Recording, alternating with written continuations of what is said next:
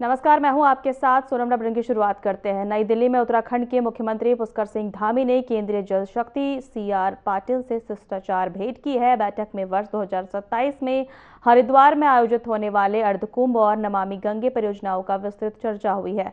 आपको बता दें कि परियोजनाओं को शीघ्र स्वीकृति देने का अनुरोध किया गया है ताकि अर्धकुंभ 2027 का आयोजन स्वच्छ, सुव्यवस्थित और पर्यावरणीय दृष्टि से सतत हो सके।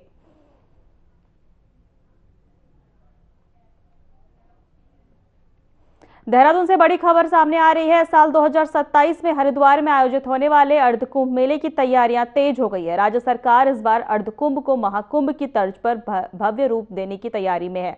केंद्र सरकार ने मेले के लिए 500 करोड़ रुपए का बजट जारी किया है, जबकि 2021 के कुंभ में 375 करोड़ रुपए मिले थे। वहीं आपको बता दें, सीएम धामी ने प्रधानमंत्री सरकार का आभार जताते हुए धनराशि सुव्यवस्थित बनाने में अहम भूमिका निभाएगी।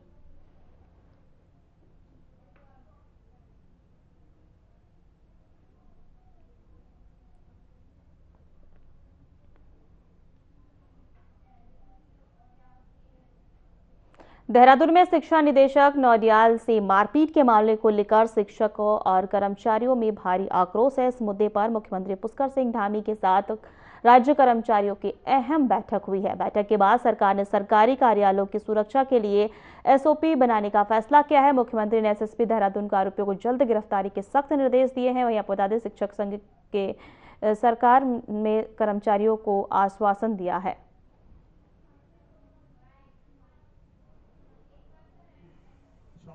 कहा कि विधायक जी को से गिरफ्तार किया जाए, क्योंकि मुख्य मुजरिम के रूप में तो विधायक जी हैं। और जिस तरह अनर्गल बयानबाजी वो कर रहे हैं, हम तो माननीय मुख्यमंत्री से सीधा कहा कि आप बेमतलब में घसीट रहे हैं कि मुख्यमंत्री जी के मुर्दाबाद के नारे लगाए। मैंने कहीं एक क्लिप दिखाओ तो हम अपना आंदोलन समाप्त कर देंगे। ये जबरदस्ती आपको घसीट रहे हैं, अनर्गल बयानबाजी कर रहे हैं। जैसे वो कह रहे थे परसों की सड़क में, आपकी मोदी की सड़क में जो बैठे हो कांग्रेसी है। मैंने इन्हें पता नहीं कि यहाँ संगठन कितने होते हैं। ये किसी एक संगठन का आंदोलन नहीं है। प्रदेश के जितने भी हमारे संगठन है, चाहे कार्मिकों के चाहे शिक्षकों के, सबका आंदोलन है। सब एकजुट होकर इसका विरोध कर रहे हैं। तो कहीं ना कहीं माननीय मुख्यमंत्री जी का असहज होना भी स्वाभाविक था, लेकिन फिर न किया जाए या सोशल मीडिया में नहीं किया जाए, बल्कि है उनकी गिरफ्तारी दिखाती है, उसी तरह उनको गिरफ्तार किया जाए और उसी के फलस्वरूप ये प्राप्त हुआ हमारा। उसमें तो कहीं ना कहीं माननीय मुख्यमंत्री जी का असहज होना भी स्वाभाविक था। खबरों में आगे बढ़ेंगे। पंतनगर स्थित गोविंद बल्लभ पंत कृषि और प्रौद्योगिक विश्वविद्यालय में 4 दिवसीय उत्तराखंड राज्य विश्वविद्यालय खेल प्रतियोगिताओं का शुभारंभ राज्यपाल गुरमीत सिंह ने दीप प्रज्वलित कर किया है। इस दौरान उन्होंने 800 मीटर पुरुष और महिला वर्ग की विजेताओं को मेडल व पत्र प्रदान किए हैं। वहीं पुरुष वर्ग ने अंकित और विश्वविद्यालय के आसिफ द्वितीय और तृतीय स्थान पर, कुमाऊं विश्वविद्यालय के नीतू और हरिद्वार की चांदनी द्वितीय और एसएसजे अल्मोड़ा की शीतल भट्ट तृतीय स्थान पर रहीं।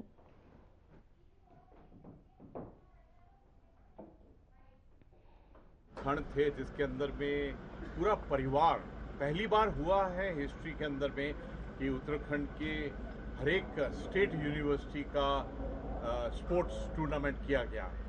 आज सचमुच जो मैंने देखा, हमारे युवाओं के अंदर में जो प्रतिभा है, जो उनके अंदर स्पिरिट है, वो अपने अलग ही किस्म की है। आज सबसे पहले हमने उनकी परेड देखी, तो उसके अंदर में सबसे बड़ी खुशी की बात थी कि हमारी बेटियों ने बढ़ चढ़ कर हिस्सा लिया।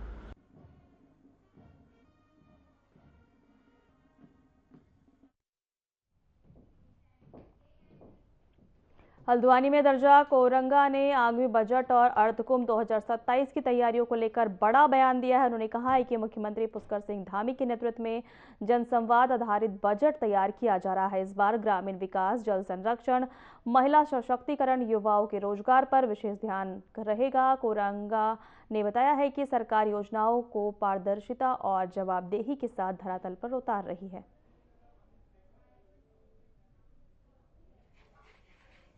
माननीय मुख्यमंत्री जी ने जो अभी बजट को लेकर के एक संवाद खटीमा में किया था और एक संवाद अभी गढ़वाल क्षेत्र के पौड़ी में भी हुआ था। इसका सीधा सीधा मतलब है कि जनता के विचारों को लेकर के, जनता के आधार पर और छोटी छोटी चीजों को, क्योंकि विचार कहीं से प्रकट होता है जब सामूहिकता होती है कहीं, उस सामूहिकता के चीजों से हमको बहुत सारी चीजें निकल के आती है। और मैं समझता हूँ कि आगामी जो अभी बजट सत्र होने जा रहा है उस बजट सत्र में एक एक छोटी छोटी चीज़ों को, चाहे वो सामान्य हो, मध्यम वर्ग हो, या फिर अन्य हमारे व्यापारी वर्ग हो, चाहे बुजुर्ग हो, चाहे महिलाएं हो, इन सब के लिए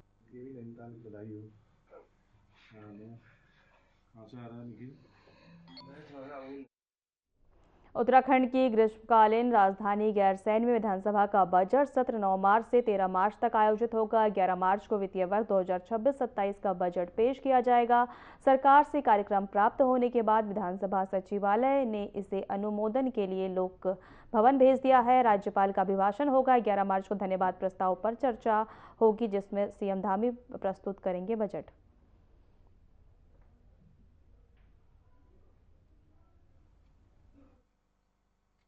हम लोग पूरी तरह से तैयार हैं। हमारी तैयारी विधानसभा सचिवालय हमेशा से तैयार रहता है। गैरसैंण भराड़ीसैंण में इस बार सत्र 9 तारीख से होने जा रहा है, जिसमें गवर्नर साहब का अभिभाषण होगा, बजट होगा। हमारी तैयारी पूरी तरह से है और हम पूरा ये प्रयास करेंगे कि एक सुंदर बढ़िया सत्र जो है इस समय गैरसैंण में हो। कुल कितने सवाल अभी तक आए विधायकों? हमारे पास 563 सवाल आ गए और 38 विधायकों ने सवाल पूछे।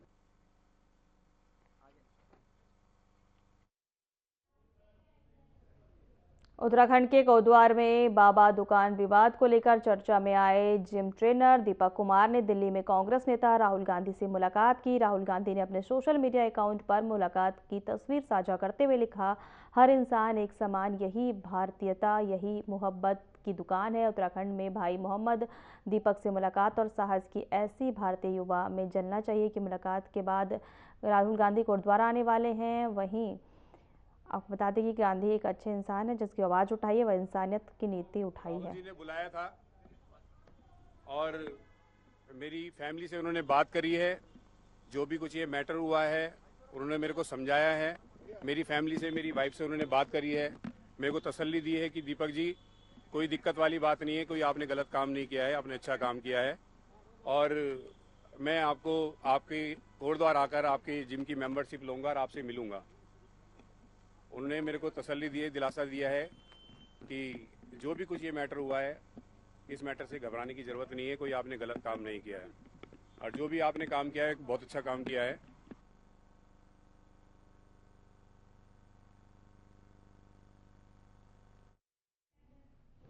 विधानसभा चुनाव को लेकर बीजेपी की तैयारियों के बीच प्रदेश अध्यक्ष महेंद्र भट्ट ने टिकट वितरण का बड़ा बयान दिया है। उन्होंने कहा है कि जिन कार्यकर्ताओं को प्रदेश सरकार में दर्जाधारी राज्य मंत्री की जिम्मेदारी दी गई है, उन्हें फिलहाल विधानसभा में टिकट नहीं दिया जाएगा। उनके इस बयान को विधायक बनने की उम्मीद लगाए बैठे कई नेताओं के लिए सियासी झटका माना जा रहा है। दायित्वधारी भी हमारी पार्टी के ही कार्यकर्ता है और चुनाव में क्यों जीत देखी जाती है और जीत को आधार बना के ही टिकट दिए जाते हैं। आज हमने सभी दायित्व अपेक्षा की है कि सब लोग पार्टी को जिताने के लिए काम करें और अपने क्षेत्र के अंदर पार्टी को मजबूत करने के लिए काम करें।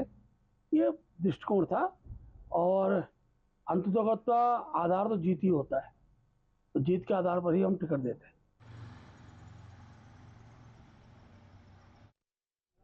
पूर्व मुख्यमंत्री और कांग्रेस के वरिष्ठ नेता हरीश रावत गांधी पार्क देहरादून में गांव, खतों और मलिन बस्तियों को राजस्व का दर्जा देने और मालिकाना हक देने के मुद्दे पर 25 फरवरी को 1 घंटे का मौन रखेंगे। इस पर बीजेपी प्रदेश अध्यक्ष महेंद्र भट्ट ने तंज कसते हुए कहा कि जब वरिष्ठ नेता की पार्टी में सुनवाई बंद हो जाती है तो वो मौन धारण कर लेते हैं।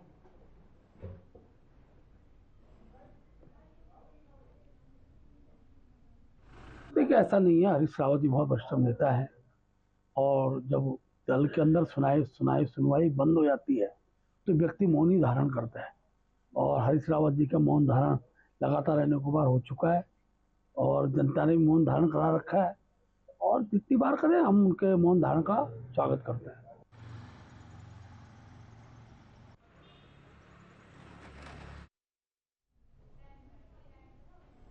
उत्तराखंड बीजेपी के प्रदेश प्रवक्ता हनी पाठक ने आगामी चुनाव और उम्मीदवारों के चयन को लेकर होने वाले सर्वे की प्रक्रिया पर स्पष्ट किया है कि बीजेपी एक संगठनात्मक पार्टी है और यह सर्वे जमीनी स्तर पर आधारित होता है। उन्होंने कहा है कि पार्टी हर कार्यकर्ता की राय को महत्व देती है, जिसमें बूथ अध्यक्ष से लेकर मंडल और जिला अध्यक्ष तक की सक्रिय भूमिका होती है और फीडबैक प्रदेश स्तर पर पहुंचाया जाता है ताकि संगठन में पारदर्शिता बनी रहे।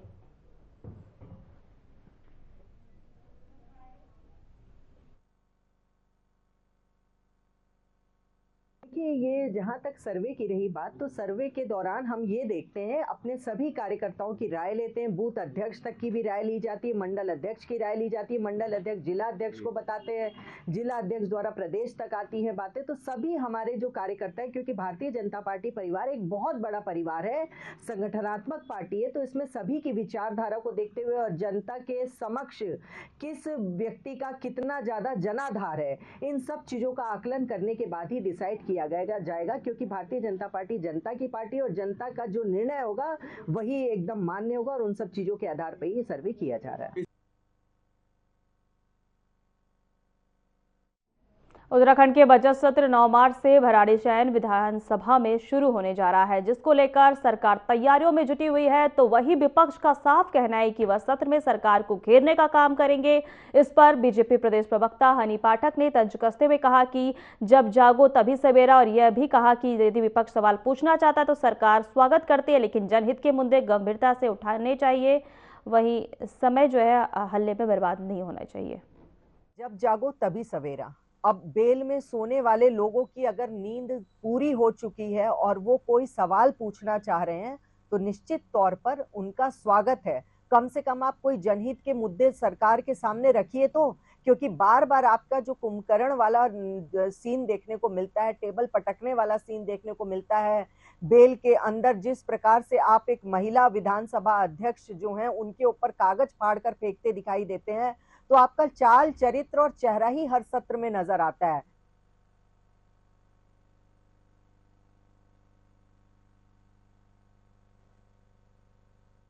हल्द्वानी में 2 नहरिया के पास कांग्रेस नेताओं ने निर्माण कार्यों में लापरवाही को लेकर यूयूएसडीए के खिलाफ धरना दिया है। विधायक सुमित हृदयेश और वरिष्ठ नेता ललित जोशी के नेतृत्व में प्रदर्शनकारियों ने आरोप लगाया है कि शहर में चल रहे निर्माण कार्यों के कारण जगह जगह खुदाई से हालात बदतर हैं। विभागों के बीच समन्वय की कमी से हादसे बढ़ रहे हैं। हाल ही में एक बच्चे और एक बुजुर्ग की मौत का जिक्र करते हुए विधायक ने जिम्मेदारों पर कार्रवाई करने की मांग की है। ओवरलोड ट्रकों पर भी सवाल उठाए गए हैं।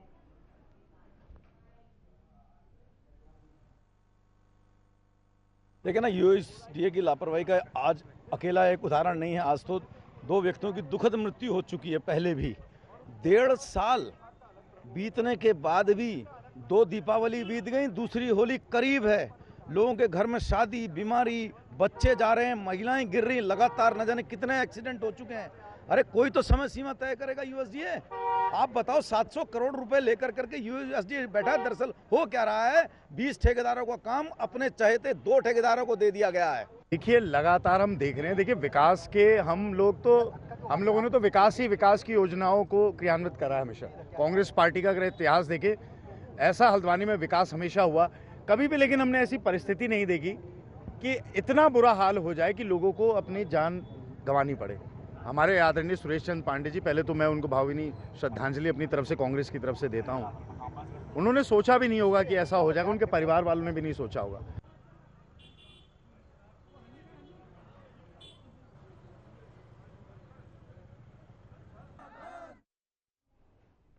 देहरादून में उत्तराखंड कांग्रेस के प्रदेश अध्यक्ष गणेश गोदियाल ने ननूरखेड़ा में बीजेपी विधायक उमेश शर्मा की मौजूदगी में प्रारंभिक शिक्षा निदेशक अजय कुमार नौडियाल पर जानलेवा हमले को लेकर कड़ी प्रतिक्रिया दी है। उन्होंने मामले पर निष्पक्ष जांच और दोषियों पर सख्त कार्रवाई की मांग की है।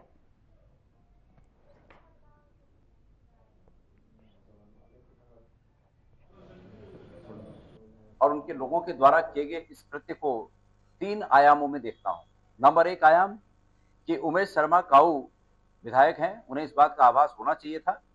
वो विधायक हैं और उन्हें कानून को हाथ में लेने की कोई इजाजत नहीं है। वो कानून से ऊपर नहीं है, उन्हें ये बात का एहसास होना चाहिए था। उन्हें विधायकी का घमंड है, सत्ता पक्ष का घमंड है। ये घमंड एक जनप्रतिनिधि को नहीं होना चाहिए। अतीत में भी कई बार उन्होंने इस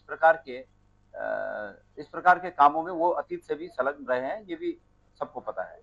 दूसरी बात, अधिकारियों को भी एक जनप्रतिनिधि के क्वेश्चन पर तत्काल संज्ञान लेना चाहिए, उस कार्रवाई को आगे बढ़ाना चाहिए। सर, हमारे लोग तो हैं, 8 सेकंड का है, ये तो 8 सेकंड क्या करूं मैं उसमें? एक मिनट का सर, आप लोग ऐसा कर देते हैं कि मैं काम ही ना कर पाऊँ। उत्तराखंड में बीजेपी पार्टी के अंदर तनाव और अफरा तफरी का माहौल देखने को मिल रहा है। हाल ही में बीजेपी विधायक उमेश शर्मा काऊ में अपने समर्थकों के साथ प्रारंभिक शिक्षा निदेशक पर निदेशालय में हमला किया, जिसमें निदेशक घायल हो गए। इस मामले पर पार्टी की प्रतिक्रिया सामने आई है, जिसमें वरिष्ठ प्रवक्ता मथुरा दत्त जोशी ने कहा कि पार्टी ने विधायक से स्पष्टीकरण तलब किया है, उनका जवाब मिलने के बाद ही स्पष्ट होगी।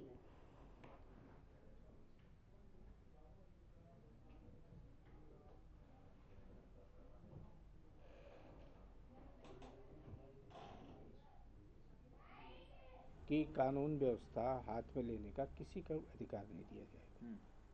किसी से मारपीट करने का किसी को कोई अधिकार नहीं है, क्योंकि संगठन का भी मामला है और वो पार्टी के विधायक हैं, उनका पक्ष भी सामने आ जाए, क्यों ये घटना हुई है, किस लिए ये घटना हुई है। और माननीय अध्यक्ष जी ने भी कहा कि विधायक से पूछताछ की जाएगी, उनसे जवाब तलब किया जाएगा भाई क्यों हुई और इस तरह घटनाएं भविष्य में न हों, इस ओर भी ध्यान दिया जाएगा। निश्चित रूप से दुर्भाग्यपूर्ण घटना है, दोनों पक्षों को देखना चाहिए था कि इस तरह घटनाएं हो रही हैं, उन घटनाओं का नुकसान भी होता है।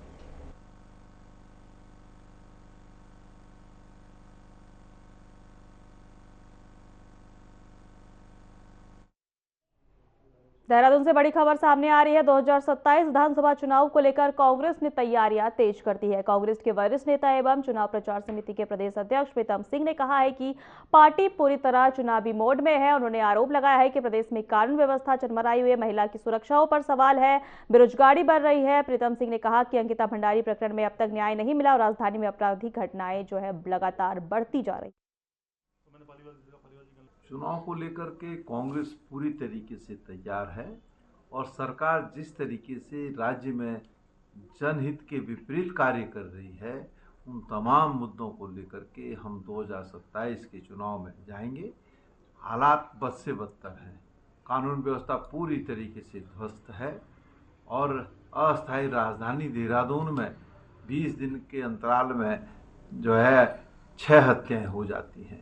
महिलाओं पर जो अपराध हो रहे हैं, उन अपराधों में भारतीय जनता पार्टी के नेता संलिप्त है।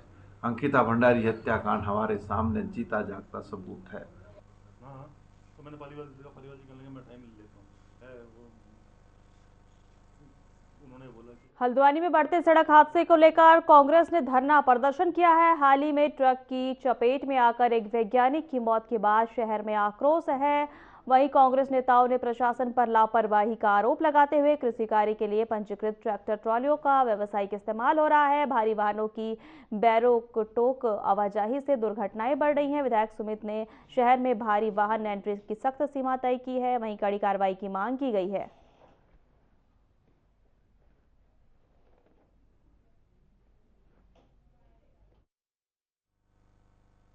साफ बात है कि जब प्रोडक्ट ही फर्जी आर्टिफिशियल इंटेलिजेंस में आधारित हो पूरा तंत्र, तो उसके नीचे काम करने वाले लोग भी उसी तरीके से होंगे। बोया पेड़ बबूल का तो आम कहां से होए। दरअसल भ्रष्टाचारी लोग ऊपर से लेकर के नीचे तक, ये सारे जो ठेकेदार हैं हल्द्वानी के, ये सब बाहर के हैं। ये मोटा पैसा लेकर करके यहाँ आए, ना इन पर कमिश्नर की चलती, ना डीएम की चलती।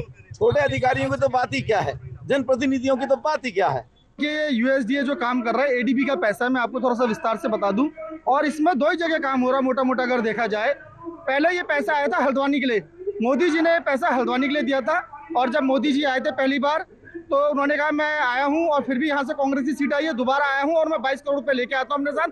तो 2200 करोड़ रुपए लेके आए, उसके बाद भी यहाँ पे कांग्रेस की सीट आई। उसके बाद इसका पैसा कुछ माननीय बंसर भगत जी ने अपनी विधानसभा में लगाया और कुछ पैसा बड़े अधिकारियों ने अपने हिसाब से कहीं और लगवाया ये पैसा। और उसी पैसे के क्रम में ये एडीबी से एक लोन है जो आने वाले टाइम में हमने और हमारी जनरेशन ने वो लोन चुकाना पड़ेगा, जिसका टैक्स बढ़ जाएगा, परसेंटेज बढ़ जाएगी, वो हमें देना पड़ेगा। कि ये सड़क पे वैसे ही बहुत बड़ी दिक्कत है। और ये देखिए सड़क है पीडब्ल्यूडी की, चेम्बर के लिए खोदा है यूएसडीए ने। जिस सड़क की स्लोप्स की वजह से वो नीचे से आए, वो नगर निगम ने बनाई है। और उसके अलावा सिंचाई विभाग का अलग प्रकोप है, पुलिस का अलग प्रकोप चल रहा है कि डंपर चल रहे हैं दिन दहाड़े। क्यों चल रहे हैं डंपर दिन दहाड़े?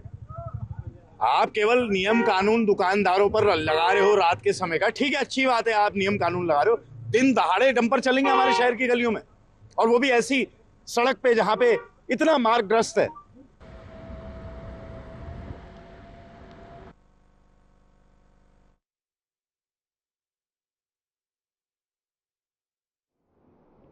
फिलहाल हमारे खास बुलेटिन में इतना ही। नमस्कार।